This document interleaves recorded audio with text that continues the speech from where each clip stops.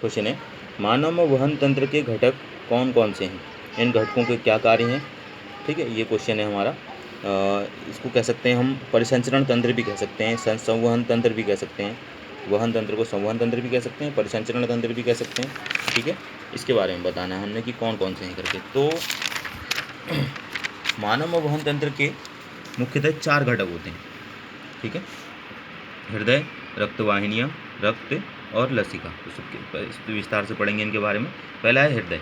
तो यह शरीर के विभिन्न भागों से रक्त को एकत्र करके पंप करने का कार्य करता है। ठीक। सेकंड होती हैं रक्तवाहिनियाँ। तो 2 प्रकार की रक्तवाहिनियाँ पाई जाती हैं मनुष्य शरीर में, धमनियाँ और शिराएँ। ठीक है, तो धमनियाँ क्या कार्य करती हैं? ये ऑक्सीजन युक्त शुद्ध रक्त को हृदय से शरीर के विभिन्न भागों तक पहुँचाती हैं। फुफ्फुस धमनी में अशुद्ध रक्त बहता है। ये यहाँ पे अपवाद है कि सिर्फ जो है फुफ्फुस धमनी में अशुद्ध रक्त बहेगा, वैसे जो है धमनियों में हमेशा शुद्ध रक्त बहता है ऑक्सीजन युक्त होगी। ठीक है। अब शिराएँ, ये कार्बन डाइऑक्साइड अशुद्ध रक्त को शरीर के विभिन्न भागों से एकत्र करके हृदय तक पहुँचाती हैं।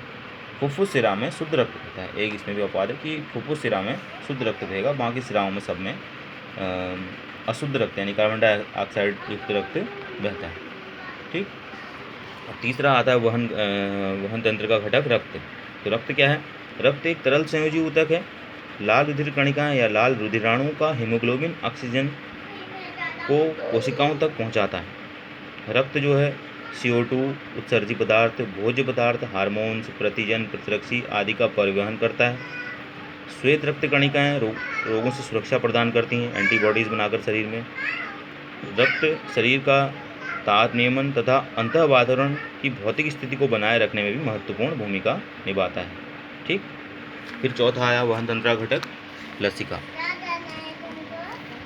यह ऊतक तरल को पुनः रक्त प्रवाह में वापस लाता है।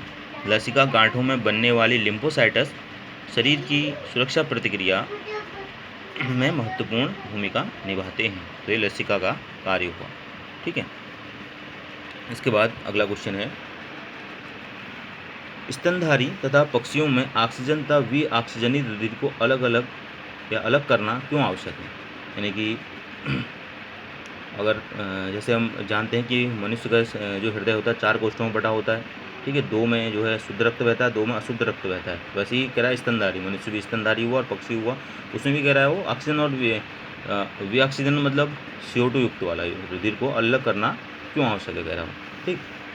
स्तनधारी तथा पक्षियों में दोहरा रक्त परिसंचरण पाया जाता है। इसको आप आगे पढ़ेंगे अभी। हृदय 4 वेशमों में बटा रहता है, 2 आलिंद तथा 2 निलय। हृदय का बायां भाग सिस्टेमेटिक हृदय कहलाता है, हृदय का बायां भाग सिस्टेमिक हृदय तथा दायां भाग पल्मोनरी हृदय कहलाता है। बाएं भाग में शुद्ध रक्त तथा दाएं भाग में अशुद्ध रक्त भरा होता है। शुद्ध और अशुद्ध रक्त के पृथक पृथक रहने से ऑक्सीजन का वितरण अधिक प्रभावी तरीके से किया जा सकता है। ठीक है, क्या है लॉजिक यहाँ पे देखो कि शुद्ध और अशुद्ध रक्त के अलग अलग रहने के कारण क्या रहा है, ऑक्सीजन अधिक प्रभावी तरीके से वितरित होगी मनुष्य शरीर के अंदर। ठीक है। स्तनधारी तथा पक्षियों को शरीर का ताप सदैव एक सा बनाए रखने के लिए ऊर्जा अर्थात अधिक ऑक्सीजन की आवश्यकता होती है। इस कारण से भी जो है दोनों का जो है शुद्ध और अशुद्ध रक्त का अलग अलग जो है होना मनुष्य या स्तनधारी या पक्षियों में इसलिए आवश्यक होता है। ठीक। अब नेक्स्ट क्वेश्चन है, धमनी और शिरा में अंतर बताइए करके। ठीक।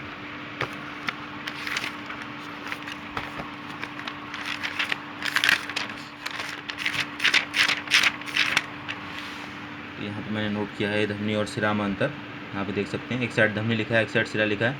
तो इनमें रुधिर हृदय से अंगों की ओर बहता है धमनियों में, और शिराओं में इसमें रुधिर अंगों से हृदय की ओर बहेगा।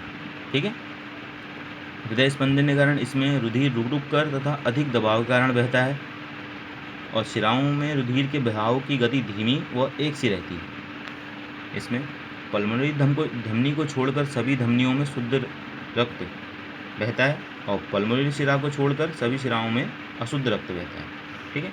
धमनियों में कपाट नहीं होते हैं और शिराओं में स्थान स्थान पर कपाट होते हैं। तो ये 4 अंतर जिस तरह से लिखे हैं मैंने, इस तरह से ही आपने लिखने। ठीक।